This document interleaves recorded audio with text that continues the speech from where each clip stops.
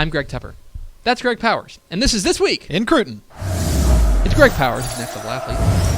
Follow him on Twitter at GPowerScout. Follow Next Level Athlete on Twitter at NextLevelD1. Hello, Powers. What's going on? How are things in Powersland? Everything's great in Powersland. I am batching it right now, running the household. Ooh, yeah. Keeping up with high school football, and 5 games on the docket for this week. 5 games? Coverage-wise. So there's a lot of Wow. games. I'm going to do cow.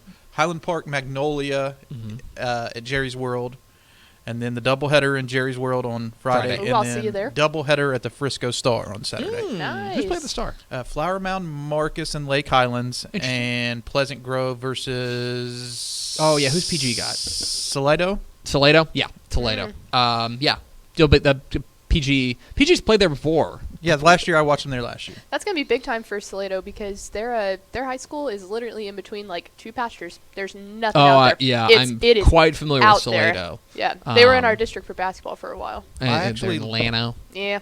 I love covering those games in the Star Mhm. because it's a unique experience for the kids who get to come in, the fans, and they seem to be a lot of fun. Yeah, that's that will be a lot of fun, and so we'll of course have coverage on TexasFootball.com for all those games. But first, let's get to This Week in Recruiting. You can find it at TexasFootball.com.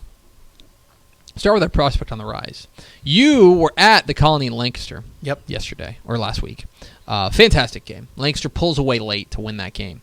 But the guy that I know that you were really, really excited to see and came away impressed with was Myles Price, the do-it-all athlete there for the Colony, a Texas Tech commit in 2020. And this is a guy who, like we say all the time that he's a threat to go the distance every time he touches the ball. Right. Myles Price is a threat to go the distance every time he touches the ball. He is that quick and that dynamic. And they use him in some interesting ways within that offense and in the return game. You know, he might be lined up as a Wildcat quarterback. He might be lined up as a slot wide receiver.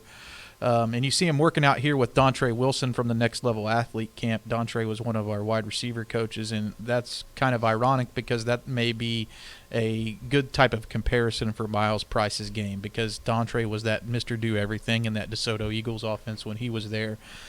So Texas Tech is getting a versatile offensive weapon. Myles could probably play defensive back, but I like, he's not over 5'10", so I probably like him better on the offensive side of the football. Has pretty good hands, and he has that make-you-miss ability in the open field.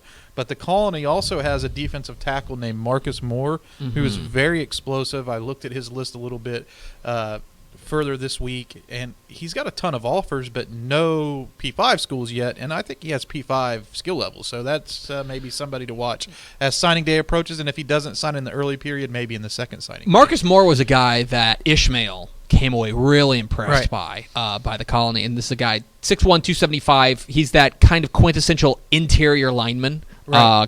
But he what really impressed me about him in watching his film was he's got terrific upper body strength, and it seems like he plays with good leverage, and he plays like a guy who knows what he's doing. He's not just a big guy that they put in the middle and say take up space. Like he knows what he's doing up there. Well, he's a playmaker from the standpoint that he's not just like a one-trick pony. He's not just a gap-plugging defensive tackle. He's a guy who can apply pressure behind the line of scrimmage and make some different things happen. Defensive tackle is a remarkably hard position to find talent and guys who will play hard consistently snap to snap. I'm a bit surprised that Marcus Moore doesn't have P5 schools chasing. Let's go to our commit of the week, and it's a guy who was committed and is now committed again to a different school.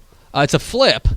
It is Frisco Lone Star wide receiver Marvin Mims, longtime Stanford commit, has flipped, and talk about rich getting richer. Flips to Oklahoma. Name one time they've ever had a good receiver. You know what I mean? The rich get richer. Marvin Mims, who's one of the very, very best receivers in the state, is heading to Soonerland. We can talk about Marvin Mims for a really long time. Everybody knows what type of numbers he's put up this season. He was the recruit of the week a few weeks back. We've talked about him multiple times. One of the top playmakers at the wide receiver position in the entire state of Texas, rated number 29 in the DCTF Hot 100.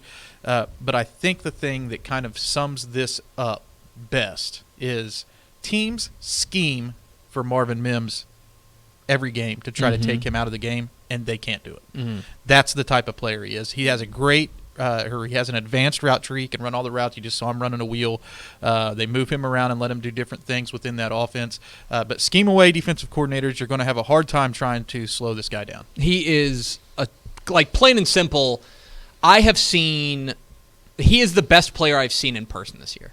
Wow. Him and Jackson Smith and Jigba. I've seen them both, and they are comparable, which is crazy. They're crazy good. Like these are like, it's a really good year for receivers in the class of 2020. It is. We haven't even mentioned Tunmise, who is currently ineligible, but is a guy who is an absolute stud. But Marvin Mims is. I just felt like every time he was like on the field, I was like, oh, you're the best player on the field. And when you stand out like that at the 5A level. Like, that's not to say it's easy to do it at any level, but, like, I think back to Rashad Paul, okay? When Rashad Paul was at Bremond, you could watch Bremond and say, oh, you're the best player on the field. You know, James Washington was the same way at Stanford. To do that at the 5A level is super difficult, but there was never a doubt that Marvin Mims was the best player on the field when I saw him. I think Marvin Mims and Jackson Smith and Jigba are two wide receivers who are in that Mr. Texas football debate this year, and should be. Totally agree. It's harder. We've talked about it, here in the office. As we've discussed, the strong candidates to possibly win that award sometime. We released the semifinalists a couple weeks ago. But could a wide receiver take it this year? Yeah. We've never had a receiver win it. Mm-mm. Wow. So Mims he is whatever school he goes to is, if he stays at Oklahoma, is lucky from a student perspective too. That kid is smart. When I interviewed him and Jackson, both so well spoken. That's how he got in at Stanford in the first place. Very, very cool kid. Yeah. So Marvin Mims is now committed to Oklahoma, so they finally have a receiver. Somebody to take over after CeeDee Lamb and Dio Weiss and Jaden Hazelwood and Trajan Bridges. They found somebody. Yeah, finally. Oh, good for them. God. Boy, I was worried. Let's get to our underclassmen of the week. Katy Tompkins, 2021 defensive end. Tunmise Adeleye. No. Oh, we got it. Adeleye. I'll go with that. Adeleye? Just let him struggle. Adeleye? I don't know. Just let him keep going. I don't know. Katy Tompkins, defensive end. Tunmise Adeleye, I'm going to go with. Anyway, he named the top 5. A&M, Alabama, LSU, Ohio State, and Oklahoma. Bunch of heavy hitters there. A big reason why Katy Tompkins is in the area round of the playoffs. Got by Fort Bend Travis last week. He is a stud defensive end, and by the way, still got one more year to develop. Texas A&M was the lone in-state school to make the cut-down list.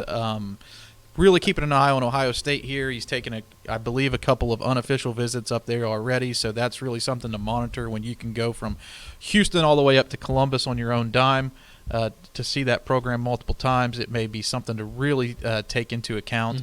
And he's going to be making his decision in January. So the clock is now ticking for the schools to try to secure a verbal, non-binding commitment from Tunmise, and we'll see how it all shakes out. And he is one of those prospects who's a top 10-ish probably lock for the prospect rankings in 2021, and will be a contender for 5-star status. He is a guy that is quicker than his size would indicate, because this is a guy at 6'3", 260, you would think, okay, maybe a little bit lumbering, stuff like that, but the get-off from this kid and the explosiveness from him is like shocking. It's really like, you look at me like, okay, he's like, there's no way he's quick. He's big, but there's no way he's quick.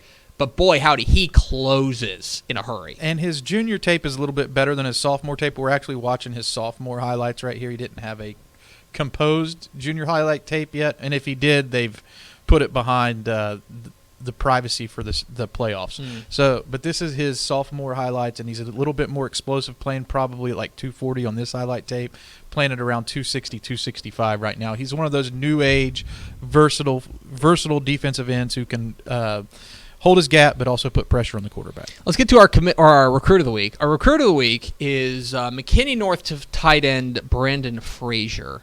A little bit easier name to say. Yes, much easier. Brandon Frazier is a guy who was an Arkansas commit, a long-time Arkansas commit, decommitted, and has suddenly, getting back on the market, will get your phone buzzing. Yep. He's picked up more than a half dozen offers since announcing his decommitment, including Florida State, Oregon State, Virginia Tech, USC, Pitt, Maryland, he's already got a ton of offers, but this is a guy, the McKinney North offense has been crazy this year, and Brandon Frazier's a big reason why. I really like Frazier's tape. There was some talk, I think, of him early on about potentially growing into an offensive tackle. I went and watched him live this year, kind of assessed where I thought he was at. And, he's playing a little bit slimmer even maybe than he was in the offseason. Looks really good on the run and is a well-rounded tight end from the standpoint that they'll line him up as a true inline guy. And he has the size, at 6'7", 250 pounds to be a true inline guy at the college level. But they'll also use him as an H-back / sniffer back in that offense to locate second-level blocks. And they'll sometimes split him out wide as a flex option as well. So he's a very versatile big man, and I think that's why you see so many schools offering him, because he's really scheme versatile in the fact that he can play for pretty much anybody. He sure can, and a big reason why McKinney North is still humming. They get a big test against Lancaster this week. Our This Week in Recruiting Game of the Week, at this point, you got your pick of the litter, but right. Magnolia and Highland Park is a Thursday night affair at AT&T Stadium in Arlington. All eyes on Chandler Morris, who has decommitted from Arkansas for reasons I can't necessarily understand. But I'm interested in this Magnolia kid. Magnolia's got a tackle in Matthew Wyckoff that I don't know if that a ton of people know about. Well, a lot of schools know about him. He's picked up double-digit offers now. I think he has all the big-time schools on his list now. But I wanted to highlight, out of the 5 games I'm going to this weekend, I wanted to highlight this game because I think Magnolia has a chance in this game. Talent-wise. Do you want me to sound the upset alert? You can sound the upset alert if you want. Woo! But you'll know more about the line. I don't know what the line is on the game or how big of a favorite Highland Park is, but I'm just looking at talent. The talent in this game, Magnolia is an underestimated team. They have the players up front. You have Derek Bowman, who's committed to Houston. You have Matthew Wyckoff, who's one of the top offensive tackle prospects in the state in 2021. They have some talent on defense and offense with Texas Tech commit Ryan Frank on the defense. Oh, sorry, Ryan Frank's at Magnolia West. Yeah. Ben Renfro is who I meant to say. Ben Renfro at Magnolia, who's committed to Utah, who's a guy who could play on either side of the football. He's a talented wide receiver. And they've got some under-the-radar guys. So there's a lot of talent at Magnolia, bringing those guys up to play Highland Park in what is, I would say, is like a second home. Mm-hmm. I don't think I've ever seen Highland Park get beat in AT&T Stadium. I don't think they've ever been beat. No. I don't think. Yeah, and they'll play. What's going to be interesting is it being indoors on a fast track. Can Magnolia take advantage of that? Right. Now the computer has Highland Park by more than 3 touchdowns. So this would be a big. This upset. would be a big upset. I think it's talent wise, it's a closer game than that. I think there's plenty of reason to think that. And I'm really interested in all the games you're going to be at this week. But, yeah, Magnolia and Highland Park is an interesting matchup there Thursday night at AT&T Stadium. He is Greg Powers of Next Level Athlete. Follow him on Twitter at GPowersScout. Follow Next Level Athlete on Twitter at NextLevelD1. And Powers, let's do it again next week. Let's do it.